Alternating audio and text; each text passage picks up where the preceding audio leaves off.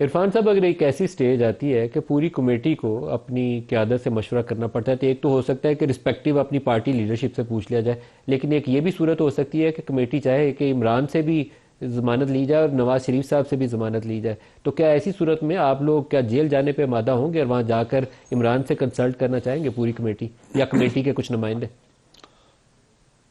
دیکھیں، یہ میرا خیال ہے کہ کیا سارائی ہے جو اس طرح کی صورتحال مستقبل میں پیدا ہو سکتی ہے۔ اصولاً تو یہ چاہیے کہ ہماری کمیٹی جو ہے حکومت کی طرف سے یا لیڈرشپ کی طرف سے ضمانت وہی دے گی، اور اگر اسے کسی ضمانت کی ضرورت ہوگی تو اپنے قائدین تک رابطہ بھی ہماری کمیٹی کرے گی۔ اسی طرح اگر کسی ضمانت کی ضرورت ہے، کسی گارنٹی کی ضرورت ہوتی ہے جو خان صاحب دے سکتے ہیں، تو یہ ان کی کمیٹی پہ لازم آئے گا کہ وہ خان صاحب کے پاس جائے اور ان کی ضمانت لے اور ان کی طرف سے میں آ کے گارنٹی دے جی کہ ٹھیک ہے، یہ سب چیزیں قابل قبول ہے۔ تو اپنی اپنی لیڈرشپ سے رابطہ کافی ہونا چاہیے، ضروری نہیں ہے کہ ہم ایک دوسرے کے پاس جائیں۔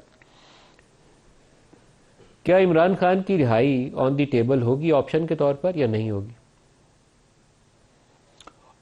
ظاہر ہے جب انہوں نے اپنے چارٹر آف ڈیمانڈ میں ایک بات رکھنی ہے تو وہ زیر بحث تو آئے گی نا۔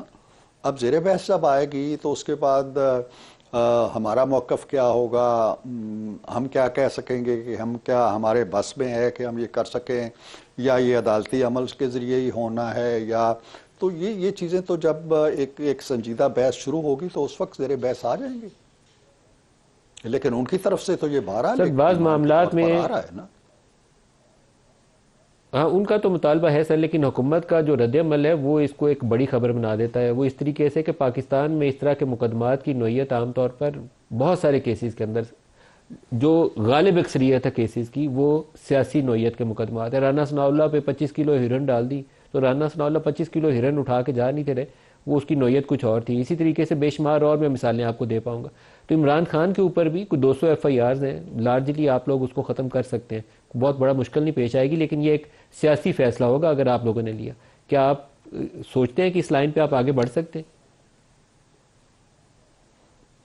دیکھیں، یہ آپ نے درست کہا ہے۔ میرا خیال ہے ہماری جو لیڈرشپ ہے رانا ثناء اللہ صاحب کے ساتھ، اور ہمارے جو ڈار صاحب بھی آج بیٹھے ہوئے تھے اور بھی بہت سے لوگ بیٹھے ہوئے تھے، راجہ پرویز اشرف صاحب تھے،